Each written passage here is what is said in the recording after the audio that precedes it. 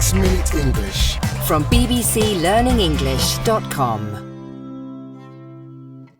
Hello, this is 6 Minute English from BBC Learning English. I'm Neil. And I'm Georgie. Neil, have you ever ridden a horse?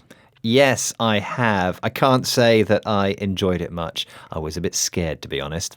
How about you? I used to ride horses a lot, actually. My favourite thing was to ride a horse through the countryside. I love horses. They're so majestic and lovely. The relationship between humans and horses has been close throughout history, but recently this has gone beyond riding horses for fun or using them for work. Equine-assisted services, sometimes called horse therapy, is a health trend where caring and interacting with horses is used to heal physical and mental illness. Here's Daciani Navanayaga, presenter of BBC World Service programme The Conversation, to explain. Equine-assisted services is now an umbrella term which encompasses a whole range of treatments involving activities and interactions with horses to promote better human well-being. Equine-assisted services is an umbrella term, a term for a large number of different things which all belong to a single common category. So, horse therapy includes many activities, from feeling the horse's movement, which can help children with muscle disorders like cerebral palsy, to simply grooming the horse, which can help calm anxiety. Grooming a horse means cleaning and brushing the horse's coat of hair. Various animals can be used in therapy, but horses are particularly suitable as they're very sensitive to human emotions. Being in contact with them affects the limbic area of the brain dealing with stress. In this episode, we'll hear more about the horses helping people work through mental, emotional and physical challenges. And as usual, we'll learn some useful new vocabulary. And remember, you'll find all the words and phrases from this episode on our website, bbclearningenglish.com. But now I have a question for you, Neil. We've heard some of the special qualities horses possess, but which of the following about horses is also true? Is it A, horses always sleep standing up?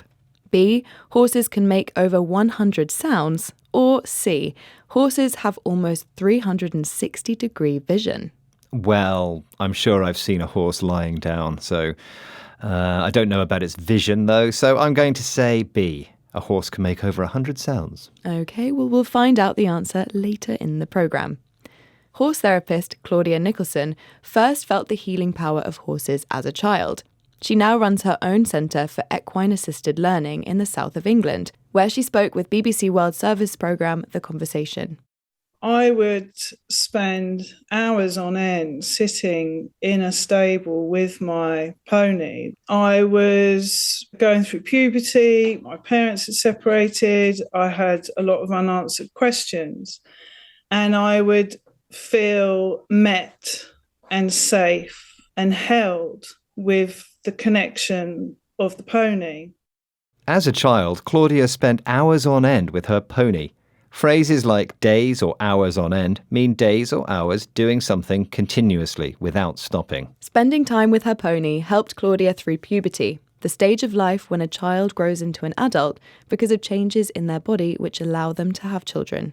It was her teenage experiences that led Claudia to start her own horse therapy centre. She works a lot with teenage girls and children in care. A child in care is a child who's being looked after by the local authorities because they cannot be cared for by their parents or family. Here, Claudia talks more about her work with children and horses to BBC World Service's The Conversation. It would take maybe a few sessions for a relationship of trust to be formed. And it's quite extraordinary to see a child that's experienced a lot of trauma, especially these children in care. They can be brushing the pony's body. They might want to have a cry, which they've been holding on to. The horse regulates them. Many of the children Claudia works with suffer trauma. It takes time for them to build a bond of trust with their horse. The phrase bond of trust is a strong feeling of reliance and confidence between two people. Horses really are special animals. They sense human feelings like fear or sadness through breath, heart rate and movement, and respond with gentleness and calm. This makes them perfect animal therapists. And that's not all, right, Georgie? Let's find out the answer to your question. Yes, Neil. Well, I asked you which sentence about horses was true, and you said that horses can make over 100 sounds. Sadly, that was the wrong answer. The correct answer was C. Horses have near 360-degree vision, which is surprising. Wow, that's amazing. Okay, let's recap the vocabulary we've learned, starting with umbrella term, a term used to describe many different things which all belong to a single common category. Grooming an animal, like a horse or a dog, means brushing and cleaning its coat of hair. If you do something for hours on end, you do it continuously without stopping. Puberty is the stage of life when a child grows into an adult because of changes in their body which allow them to have children. A child who is in care is being looked after by the local authorities because they cannot be cared for by their parents. And finally, a bond of trust is a strong feeling of reliance and confidence between two people. Once again, our 6 minutes are up, but remember, you'll find a quiz and worksheet for this episode over on our website, bbclearningenglish.com. See you there soon, but for now, it's goodbye. Goodbye.